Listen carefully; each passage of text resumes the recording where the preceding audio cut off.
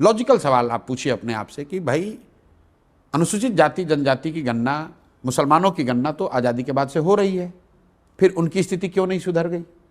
सिर्फ गणना होने से आप नहीं सुधर जाइएगा, किताब खरीद लेने से आप विद्वान नहीं हो जाइएगा, किताब को पढ़ना पड़ेगा।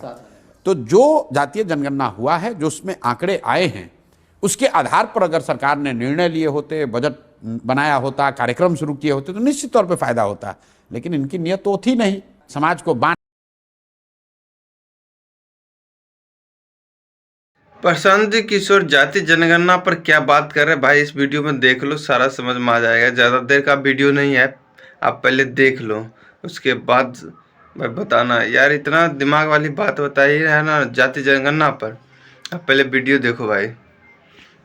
जातीय जनगणना या किसी प्रकार का सर्वे, मैं तो ऐसे 10 और सर्वे के पक्ष में हूं, क्योंकि जितनी जानकारी आपको समाज की स्थिति परिस्थितियों के बारे में रहेगी, उससे बेहतर आप निर्णय ले पाएंगे। लेकिन अगर आप निर्णय लेना चाहेंगे तब ना, 2 वर्ष पहले जातीय जनगणना बिहार में हुई। मैं दावे के साथ कह सकता हूं कि जिन दलों ने जातीय जनगणना को मुद्दा बनाया, सर्वेक्षण कराया, अगर उसमें से कोई नेता हो जो 5 पन्ना भी पढ़ा भी नहीं होगा, जातीय जनगणना में क्या निकल कर आया उसको जरा पढ़िए।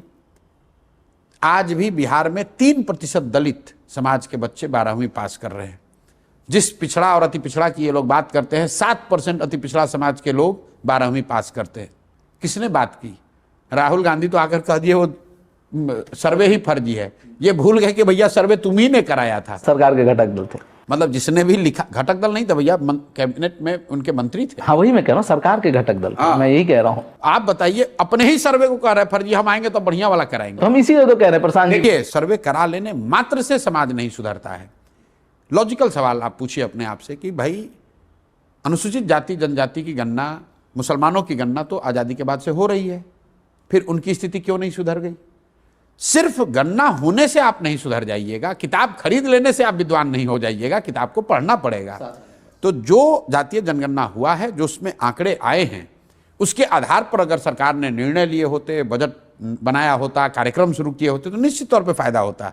लेकिन इनकी नियत तो थी नहीं, समाज को बांट के, लड़ा कर, फॉरवर्ड बैकवर्ड करके जीतना चाहते थे, वो काम हुआ नहीं, तो जातीय जनगणना भूल गए। अब जरा नीतीश कुमार से आप जरा सोचिए, पिछले 1 साल में जातीय जनगणना पर एक शब्द भी बोला हो तो नीतीश कुमार ने, या तेजस्वी यादव ने बोला हो।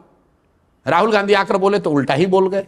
मेरे भाई, सिर्फ किताब खरीद लेने से आप विद्वान नहीं बन सकते, किताब को पढ़ना पड़ेगा, पढ़कर समझना पड़ेगा, उसको जीवन में उतारना पड़ेगा। तो बिल्कुल हम लोग इस तरह के सर्वे, इस तरह की जनगणना के पक्ष में हैं, लेकिन इस बात के साथ कि उस जनगणना का, उस सर्वे से जो निकल कर आए उस पर एक्ट किया जाए।